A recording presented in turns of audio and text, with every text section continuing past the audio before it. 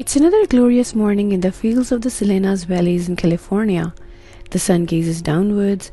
A tender lettuce, Letty to her friends, spreads her arms to bask in the morning warmth. With her bright green leaves and fresh crunchy stems, she looks about as perfect as can be. What a morning! She is one happy head of lettuce. For now. A looming shadow is Letty's first and only warning. She feels a tug, then pain in one of her roots. As she pulled unceremoniously from the ground, Letty loses consciousness. What's going on? Where am I? Oh, it hurts. Some of my leaves are bruised. Letty groans. Where am I? What's happening to me? We're in the back of a truck on our way to processing center. A voice responds out of the darkness. By the way, I'm Romaine. Well, I prefer Romy. I'm a bit scared, but my cousins told me it would be okay. This is what happens when we get harvested. Trucks from the different farms take us to central processing location. We get hosed down, inspected to make sure we look healthy. Some of us even get triple washed to sanitize us.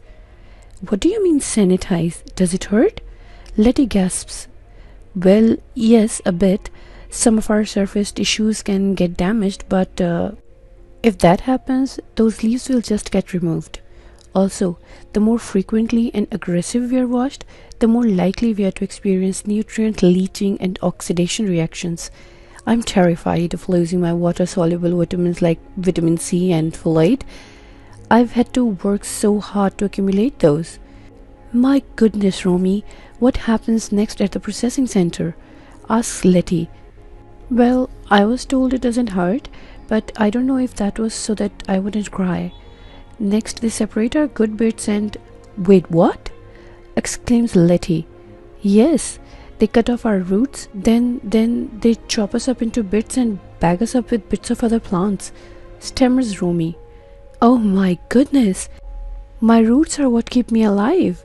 They're what keep me hydrated and full of nutrients. What are these people thinking?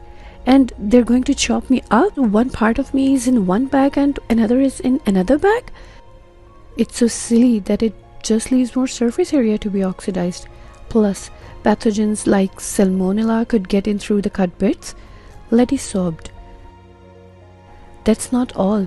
After our bits are bagged up, the bags are filled with a modified atmosphere. They called it modified atmosphere packaging. Oxygen is taken out of the bags and replaced with nitrogen so that we'll breathe less and theoretically stay so-called fresh a little longer. It's like a state of suspended animation. It's almost like we become lettuce zombies. Then what? At the processing center, they keep us. Well, the bagged bits of us are boxed and refrigerated. Then, once there are enough boxes, we get shipped around the world. I've always wanted to travel, but not like this, says Letty.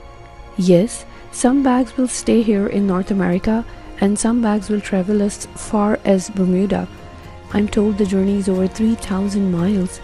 First, the boxes of bags will be put into refrigerated shipping containers and freighted across the US. Then they'll be put onto container ships to make the ocean journey. Once they arrive in Bermuda, they'll sit on the docks until... Oh my gosh! I hope they don't get stuck in the heat. It would be a shame to travel so far and then to rot away. What a way to go, says Letty.